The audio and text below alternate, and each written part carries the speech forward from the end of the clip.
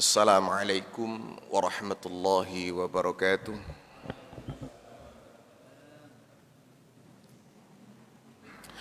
Bismillahi ma syaa Allah la yasuku khaira illallah. Bismillahi ma syaa Allah la yasrifu su'a illallah. Bismillahi ma syaa Allah ma kana min ni'matin famin Allah. Bismillahi ma syaa Allah la hawla wa la quwata illa billahil aliyyil azim.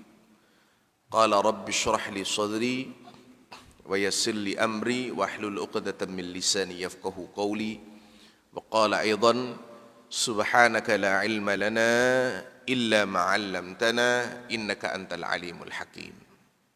Shadaqallahul azim wa shadaqa rasuluhun nabiyul karim wa nahnu ala dhalika minasy syahidin.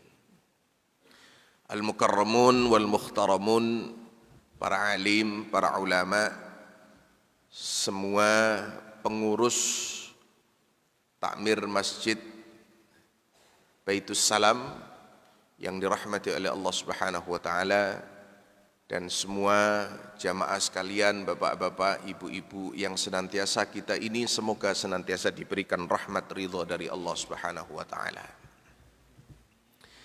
Alhamdulillah, pada kesempatan pagi hari ini kita diberikan nikmat yang luar biasa, nikmat untuk mampu bangun pagi, di mana tidak semua orang itu bisa, mampu dan mau untuk melakukan bangun pagi. Hanya sekedar melakukan ibadah salat 2 rakaat, apalagi lebih-lebih dilanjutkan dengan majelis ilmu seperti yang kita lakukan pada pagi hari ini. Ini sekali lagi adalah merupakan nikmat Allah yang begitu mahal bagi kita semua. Jamaah sekalian yang dirahmati oleh Allah Subhanahu wa taala, pada kesempatan pagi hari ini saya ingin mari kita mencoba mengkaji satu ayat dari ayat Al-Quran, di mana ayat ini oleh sebagian para ulama dijelaskan adalah merupakan ayat kasih sayang Allah kepada kita umat manusia. Mungkin nanti panjenengan bisa membuka di handphonenya masing-masing, karena pastinya sekarang handphone panjenengan sudah ada aplikasi Al-Qur'annya, dibuka Al-Qur'annya, dibuka terjemahannya di surat Az-Zumar ayat 53. Surat Az-Zumar ayat 53. Wonten engkang buka Al-Qur'an, mungkin ada yang membuka Al-Qur'an? Surat Az-Zumar ayat 53. Tidak ada. Kalau ada tidak apa-apa, monggo. Kalau mungkin ada yang mau membaca, lebih baik lagi.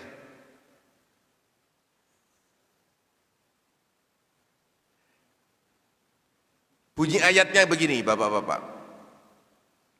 Bismillahirrahmanirrahim. Qul ya ibadiyalladzina asrafu ala anfusihim la taqnatu min rahmatillah.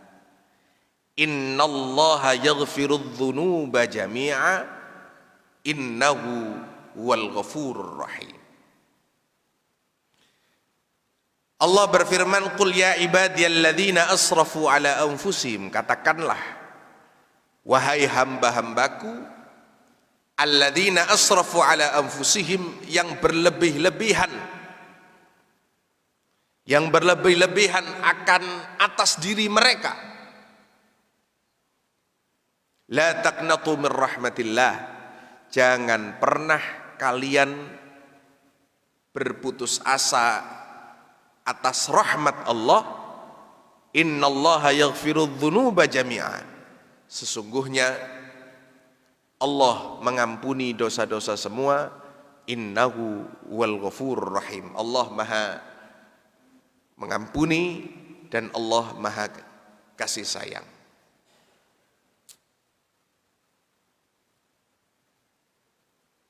ayat ini adalah merupakan ayat kasih sayang yang dijelaskan oleh Imam Fakhruddin Ar-Razi dalam kitab Mafatihul Ghaib. Ini bukti bahwa Allah sayang kepada kita umat manusia, memberikan rahmat kepada kita umat manusia tanpa terkecuali. Baik itu orang-orang yang senantiasa taat kepada Allah ataupun sebaliknya. Bahkan orang-orang yang bermaksiat kepada Allah, karena kenapa? Di sini nidaknya alladzina asrafu ala anfusihim, orang-orang yang berlebih-lebihan atas diri mereka. Maknanya adalah orang-orang yang senantiasa melakukan dosa. Orang yang melakukan dosa itu berlebih-lebihan kan pada diri mereka. Dijelaskan oleh Imam Fakhruddin Ar-Razi, ini bukti Allah memanggil dengan panggilan kasih sayang. Tujuannya itu kepada orang yang alladzina asrafu ala anfusihim, orang yang melakukan dosa, orang yang gemar melakukan maksiat, orang yang berlebih-lebihan atas diri mereka, tapi Allah masih memanggil dengan panggilan kasih sayang, ya ibadi, wahai hambaku, masih dianggap sebagai hamba Allah subhanahu wa ta'ala. Itu bukti bahwa Allah subhanahu wa ta'ala cinta, Allah subhanahu wa ta'ala sayang kepada kita umat manusia tanpa terkecuali. Coba kita sekarang telisik, kalau di dalam ulumul Quran ada satu cabang yang menjelaskan tentang peristiwa apa yang melatar belakangi turunnya ayat yang disebut dengan asbabun nuzul. Di sini ada beberapa periwayatan. Yang pertama, menjelaskan bahwa pada saat itu orang-orang ahlu Makkah, yang notabene mereka semua itu gemar melakukan dosa kepada Allah, menyekutukan Allah, mereka itu adalah pembunuh berdarah dingin. Mereka mendapatkan dakwah Rasulullah Sallallahu Alaihi Wasallam, kemudian mereka berkeluh kesah kepada Rasulullah. Ya Muhammad, ya Rasulullah, andai kata kami menerima panggilanmu, menerima panggilan dakwahmu, kami ini adalah pembunuh berdarah dingin, kami ini gemar melakukan dosa, kami ini menyekutukan Tuhan, akankah dosa kami ini akan diampuni oleh Allah subhanahu wa ta'ala? Maka diturunkan ayat ini jawaban dari keluh kesah orang-orang Arab, orang-orang Makkah pada saat itu. La taqnatu min rahmatillah, innallaha yaghfirudz dzunuba jami'a. Jangan pernah kalian putus asa akan rahmat Allah. Allah mengampuni dosa-dosa semuanya. Kemudian periwayatan yang kedua, ada riwayat yang kedua menjelaskan seorang budak namanya Al-Wahsy, budak hitam Habasyah. Pada saat perang Uhud, budak ini berhasil membunuh paman Rasulullah Sallallahu Alaihi Wasallam, Sayyidina Hamzah. Membunuh paman Rasulullah. Setelah dibunuh, kemudian ditunjukkan kepada Hindun, istri daripada Abu Sufyan. Kemudian dibelah dadanya, dibuka perutnya, dimakan hatinya, dikunyah, kemudian dimuntahkan lagi. Bentuk bukti begitu bengisnya pada saat itu. Tapi ternyata Allah memberikan hidayah. Allah memberikan hidayah kepada Al-Wahsy. Akhirnya dia menerima ajaran agama Islam. Al-Wahsy masuk ke ajaran agama Islam. Tapi luar biasa jamaah sekalian, ada satu periwayatan Rasulullah masih tidak bisa, tidak sanggup bertemu dan melihat wajah Al-Wahsy, meskipun Al-Wahsy sudah masuk Islam. Karena Rasulullah masih teringat begitu sedihnya Al-Wahsy ini membunuh paman Rasulullah Shallallahu Alaihi Wasallam. Lah kondisi seperti ini jamaah sekalian kemudian membuat gundah gulana. Saya ini sudah membunuh paman Rasulullah. Saya ini sudah membunuh paman Rasulullah. Akankah dosa saya ini ketika saya telah memeluk agama Islam, akankah dosa saya ini akan diterima, akan diampuni oleh Allah Subhanahu wa taala? Dijawab turunnya ayat ini, la taqnatu min rahmatillah, innallaha yaghfiru dzunuba jami'ah. Ada lagi periwayatan yang lain yang dijelaskan di dalam kitab Qawaidul Ahkam fi Masalihil Anam oleh Syekh Izzuddin bin Abdissalam. Syekh Izzuddin bin Abdissalam menjelaskan bahwa dulu pada zaman Rasulullah ada orang-orang yang gemar melakukan zina, baik laki-laki maupun perempuan. Mereka menghadap ke hadapan Rasulullah. Mereka mengatakan, ya Rasulullah, kami ingin bertaubat. Kami meyakini, kami mengetahui bahwa diri kami ini senantiasa melakukan dosa, dilumuri dengan maksiat, dilumuri dengan dosa. Akankah ketika kami bertaubat kepada Allah, Allah akan mengampuni dosa-dosa kami? Dijawab, la taqnatu min rahmatillah, innallaha yaghfiru dzunuba jami'ah. Oleh sebab itu jamaah sekalian, dari penjelasan makna kemudian dari apa yang terjadi asbabun nuzul, periwayatan asbabun nuzul daripada ayat ini, dapat kita simpulkan,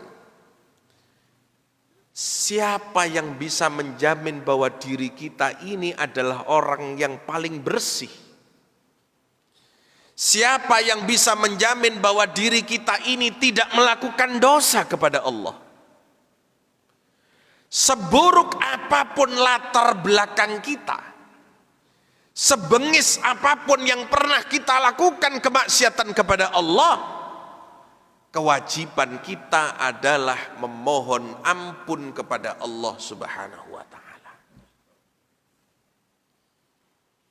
Siapa yang bisa menjamin bahwa kita ini tidak pernah melakukan dosa?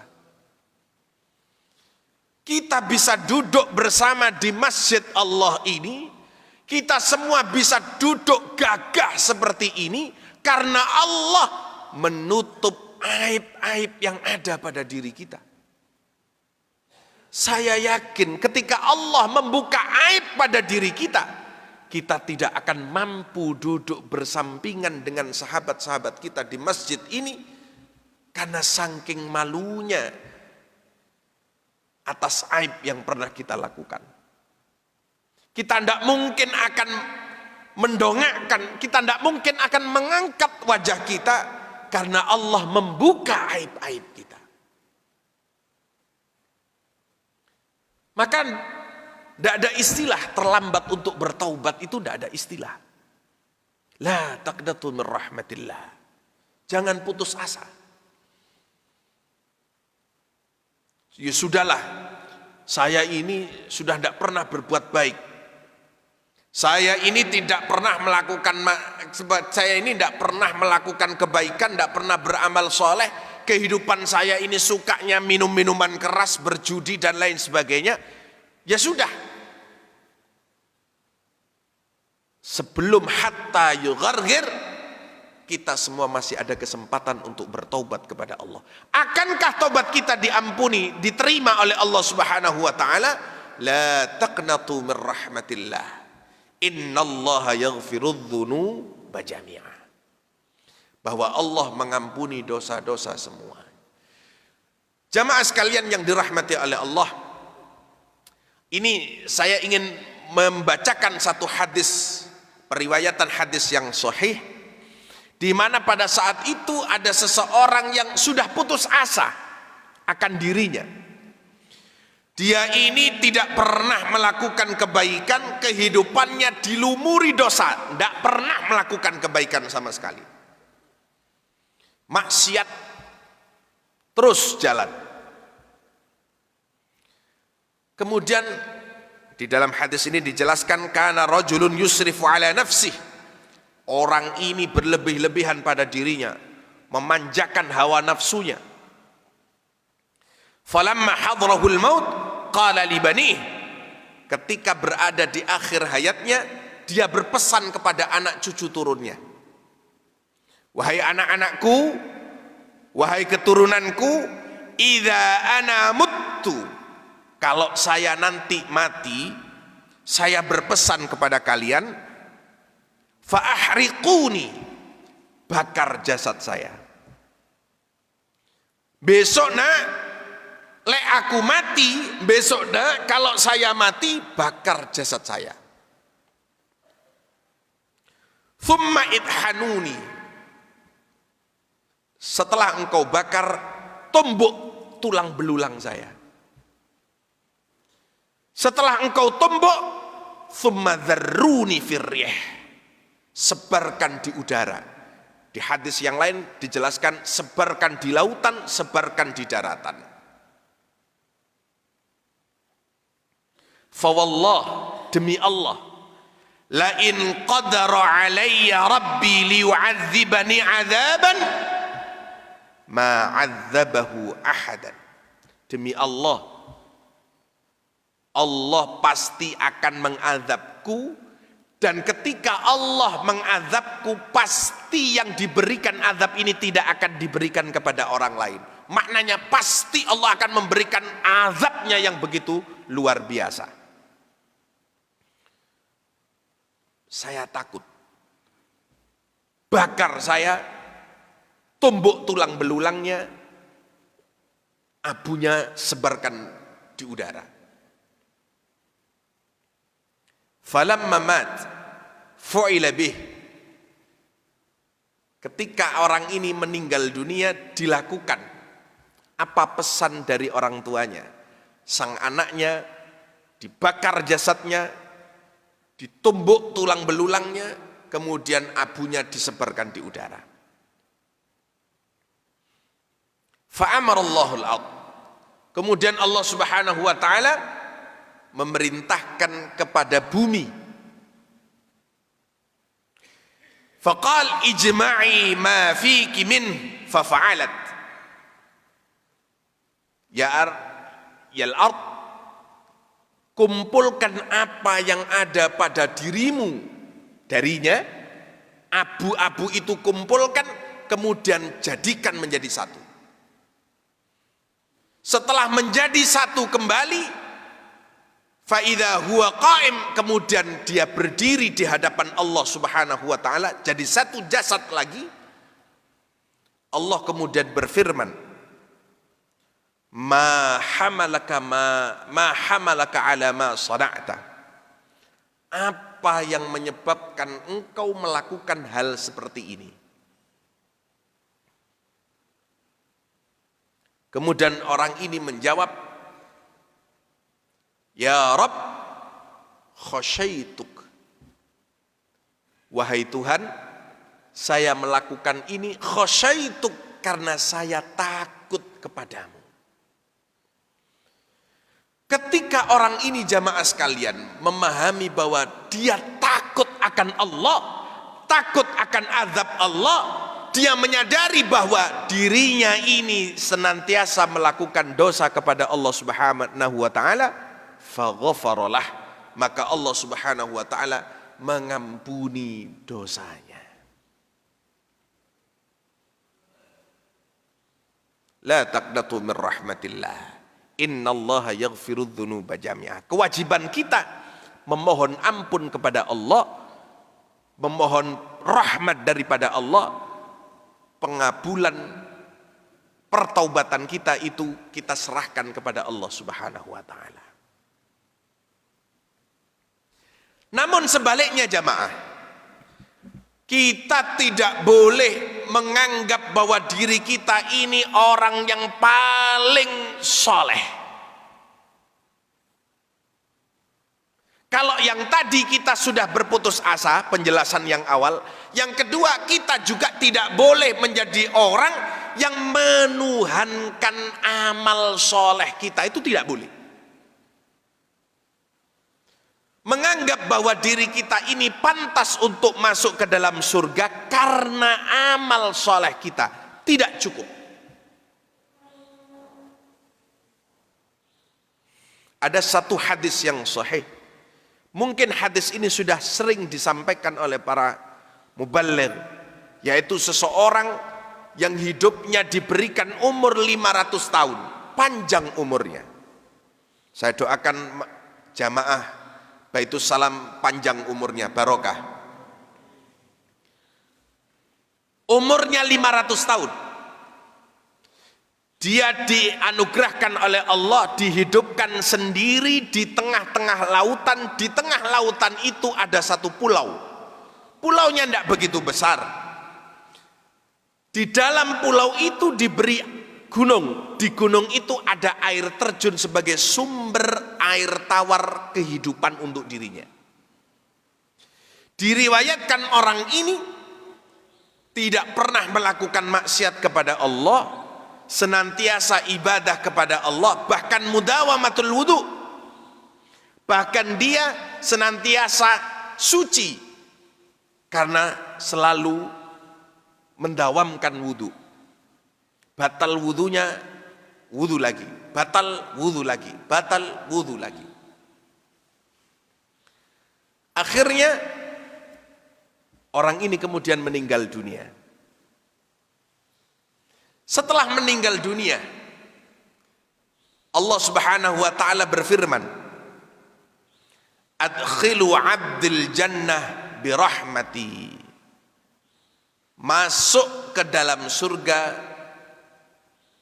karena rahmatku. Masuklah kamu ke dalam surga karena rahmatku. Setelah mendengarkan apa yang difirmankan oleh Allah, tidak terima dia.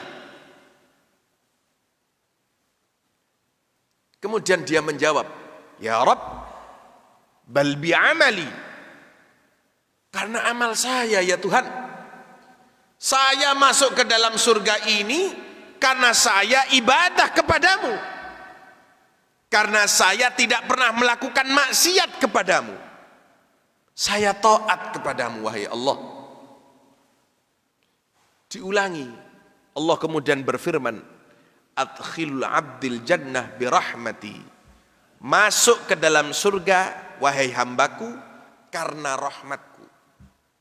Tetap dia jawab, "Bal bi amali." Sampai diulang 3 kali. Adkhilul jannah, adkhilu 'abdil jannah birahmati. Bal bi amali. Karena amal saya ya Tuhan. Akhirnya Allah Subhanahu wa taala berfirman, memerintahkan kepada malaikat, "Qayisu 'abdi bi ni'mati 'alaihi wa bi 'amalih." Timbang amal solehnya dan apa yang telah aku berikan kepadanya. Nikmat yang aku berikan kepadanya, ukur, timbang dengan amal solehnya.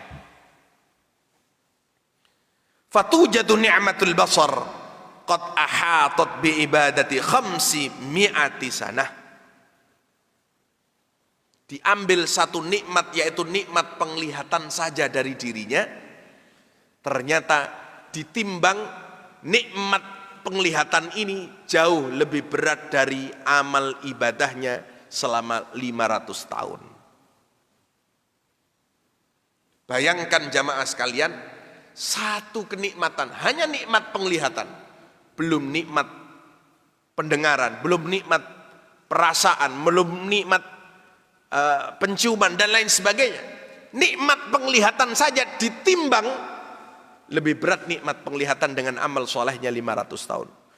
Karena dia tadi berpikir pragmatis, dia mengatakan saya ini masuk ke dalam surga karena amal soleh saya, maka ditimbang lebih banyak nikmat Allah daripada amal solehnya, maka Allah kemudian memerintahkan kepada malaikat, adkhilu abdin nar, karena dia tidak lebih berat amal ibadahnya dengan apa yang aku berikan kepadanya, masukkan dia ke dalam neraka.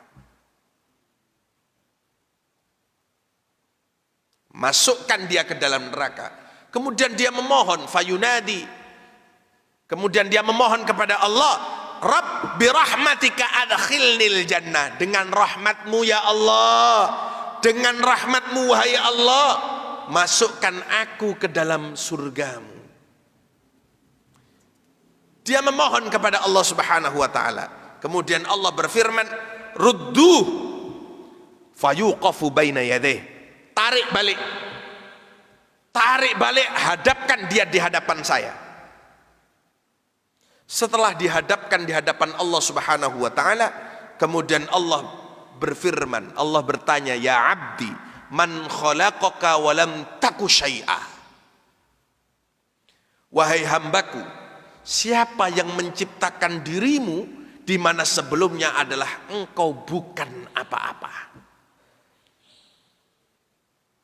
Dia jawab, fa anta ya Rabb, engkau yang menciptakan diriku. Kemudian Allah bertanya, kana dzalika min kibalika au bi rahmati? Itu karena kekuasaanmu, itu karena kekuatanmu, itu karena dayamu, atau karena rahmatku, kata Allah. Dijawab, bal bi rahmatika ya Rabb, karena rahmatmu lah. Kemudian Allah bertanya lagi, man qawwaka li ibadati 500 am. Siapa yang memberikan kekuatan kepadamu, man qawwaka, siapa yang memberikan kepadamu kekuatan untuk beribadah selama 500 tahun. Fa anta ya Rabb, engkau yang memberikan kekuatan kepadamu. Dan sebenarnya jamaah sekalian, ini adalah merupakan pertanyaan yang ditujukan kepada diri kita. Kalau diri kita menuhankan amal soleh kita, maka Allah seolah-olah bertanya kepada kita, ya Abdallah, man khalaqaka walam taku syai'ah. Siapa yang menciptakan diri kita ketika diri kita ini belum menjadi apa-apa? Kita melakukan segala sesuatu ini karena rahmat Allah atau karena daya kita? Siapa yang memberikan kekuatan kepada kita untuk melakukan ibadah, bangun sholat tahajud, bangun sholat subuh, datang di majelis ilmu seperti ini? Siapa yang memberikan kekuatan kepada kita? Adalah Allah Subhanahu wa ta'ala. Maka tidak boleh, tidak pantas kita menyombongkan diri kita dengan amal-amal soleh yang kita lakukan, karena sesungguhnya itu hanya kewajiban kita. Substansi kita diciptakan di muka bumi ini illa liya'budun, hanya penghambaan kepada Allah. Maka betapa hidup kita umat manusia ini sangat tergantung dengan rahmat Allah yang menguasai, mengatur segala sesuatu yang ada dalam alam jagat raya ini. Allah memiliki hak prerogatif, ingin mengganjar seseorang, ingin menyiksa seseorang, itu adalah merupakan hak prerogatif dari Allah Subhanahu wa ta'ala. Kita berkewajiban hanya beramal soleh, melakukan penghambaan kepada Allah, memohon pertolongan, memohon rahmat dari Allah Subhanahu wa ta'ala. Jamaah sekalian yang dirahmati oleh Allah, di dalam kitab Nasaihul Ibad yang dikarang oleh Imam Ibnu Hajar Al-Asqalani, kitab ini sering dikaji di kalangan kita semua, di kalangan pesantren.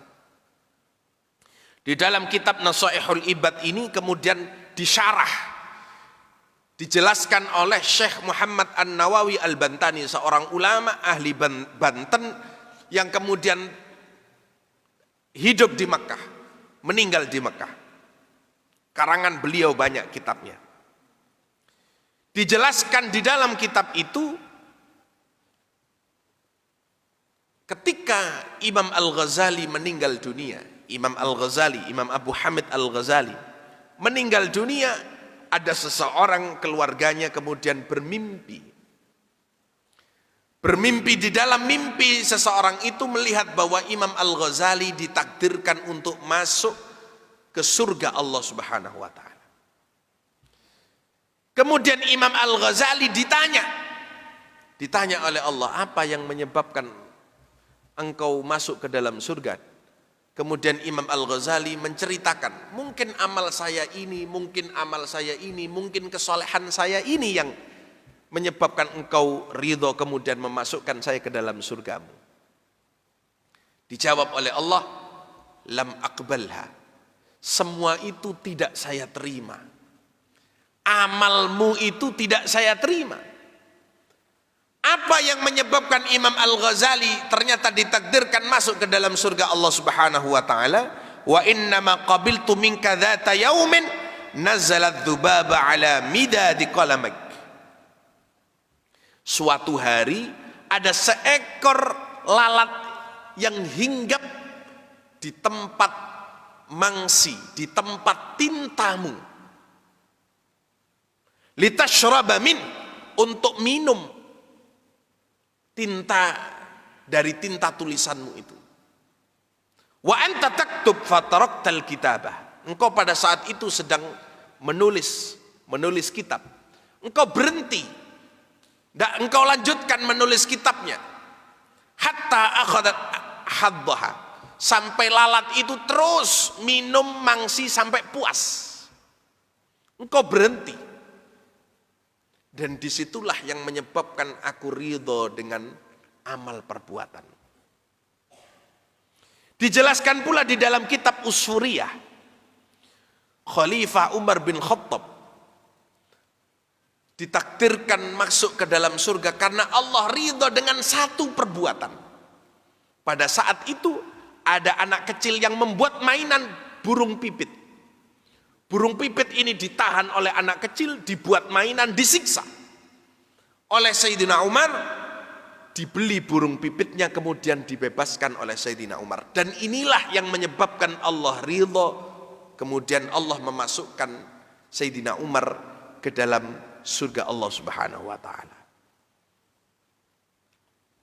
Kesimpulannya apa? Kita ini tidak boleh meremehkan amal soleh sekecil apapun. Tidak bisa kita melogikakan segala sesuatu itu dengan logika apa yang ada pada diri kita. Kurang soleh apa Imam Al-Ghazali? Karangan kitabnya banyak, tapi itu semua tidak menyebabkan beliau masuk ke dalam surga, tapi karena beliau rahmat kepada seekor lalat pada saat menulis. Sayyidina Umar masuk ke dalam surga karena seekor burung pipit.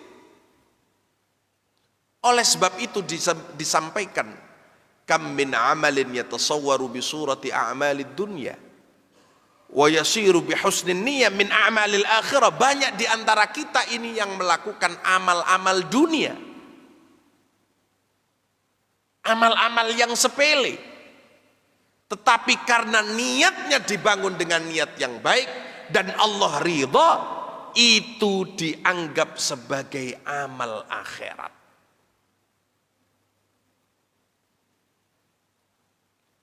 Wa kam min amalin yatasawwaru bi surati a'malil akhirah thumma yasiru min a'malid dunya bi su'id niyyah. Banyak di antara kita seolah-olah kita ini ibadah, seolah-olah sepertinya itu melakukan umroh setiap tahun, seolah-olah kita melakukan sholat tahajud, seolah-olah kita ini melakukan sholat 5 waktu secara berjamaah, kita puasa, kita zakat, tapi karena amal soleh ini tidak dibangun dengan niat yang benar, bisu'in niyah, ini kemudian dianggap oleh Allah bukan sebagai amal soleh, tetapi hanya amal biasa di hadapan Allah Subhanahu wa ta'ala. Boleh jadi jamaah sekalian, ketika kita berangkat sholat Jumat, kita membawa beberapa lembar koran, kemudian kita buat koran itu untuk alas orang lain, kita bagikan kepada orang lain, kita berikan kepada orang lain. Satu lembar kertas koran itulah yang menyebabkan Allah ridho, kemudian Allah memasukkan kita ke dalam surga Allah Subhanahu wa ta'ala. Boleh jadi ketika kita makan di pinggir jalan, di kaki lima, ada seorang pengamen yang datang menyanyi dengan suara sumbang. Kita kemudian mengeluarkan satu lembar uang kertas, kita berikan kepada pengamen itu. Boleh jadi itu yang menyebabkan Allah ridho kepada kita. Ketika kita jalan menuju ke masjid Baitus Salam, ada batu, ada sesuatu yang membahayakan di depan kita, kemudian kita pindahkan ke pinggir jalan. Itu yang menyebabkan Allah ridho kepada kita. Jadi hal-hal yang kecil demikian ini adalah sesuatu hal yang di luar nalar kita.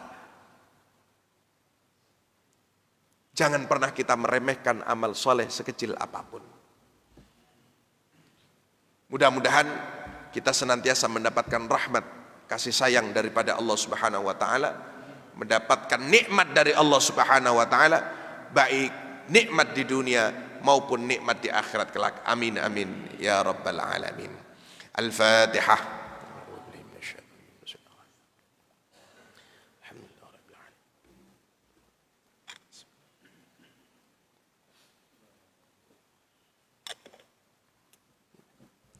Bismillahirrahmanirrahim. Allahumma salli wa sallim wa barik ala Sayyidina Muhammad wa ala ali Sayyidina Muhammad walhamdulillahi rabbil alamin. Allahumma rabbana la tada' lana fi maqamina hadha dhanban illa ghafartah wa la hamman illa farajta wa la hajatan illa qadaytaha wa yassartaha fayassir umurana washrah sudurana wa nawwir qulubana wa khtim bis salihati a'malana. Ya 'azima sultan, ya qadim al ihsan, ya daiman ni'am, ya kathiral jud, ya wasi'al ata, ya khafiyal lutf, ya jami'al sun, ya haliman la ya'jal. Salli ya Rabbi ala Sayyidina Muhammadin wardu 'anis sahabati ajma'in. Allahumma lakal hamdu syukra wa lakal mannu fadla wa anta rabbuna haqqa wa nahnu 'abiduka riqqa wa anta lam tazal lidhalika ahla. Ya muyassira kulla 'asir wa ya jabira kulla kasir wa ya muqawwiya kulla dha'if, ya mughniya kulla fakir, ya ma'mana kulla makhif. Yassir alaina kulla asir fataysir al-asir alayka yasir. Allahumma man la yahtaju ila al-bayan wa tafsir, hajatuna kathir, hajatuna kathir, hajatuna kathir wa anta alimun biha wa khabir. Rabbana taqabbal minna innaka antas samiul alim wa tub alaina ya maulana innaka antat tawwabur rahim. Irhamna ya Allah fa inna rahmataka awsa'u min dhunubina. Arjam lana min jami'i amalina waghfir lana ya Allah fa inna maghfirataka awsa'u min dhunubina. Rabbana taqabbal minna innaka antas samiul alim wa tub alaina ya maulana innaka antat tawwabur rahim. Rabbana atina fid dunya hasanah wa fil akhirati hasanah wa qina adzabannar walhamdulillahi rabbil alamin. Mudah-mudahan menjadi keterangan yang manfaat bagi kita semua. Kurang lebihnya mohon maaf. Akhiran, wallahul muwaffiq ila aqwamit thariq. Tsumma assalamu alaikum warahmatullahi wabarakatuh.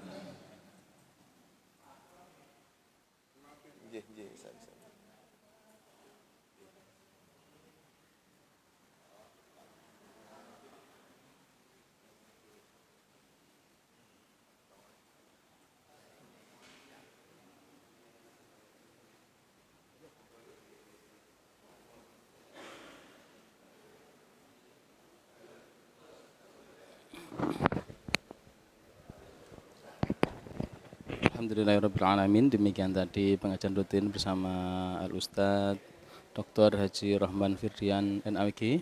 Beliau adalah salah satu pengajar di SMA Khadijah Surabaya. Jangan lupa like, share, and comment untuk kegiatan-kegiatan selanjutnya di Masjid Baitul Salam Surabaya. Assalamualaikum warahmatullahi wabarakatuh.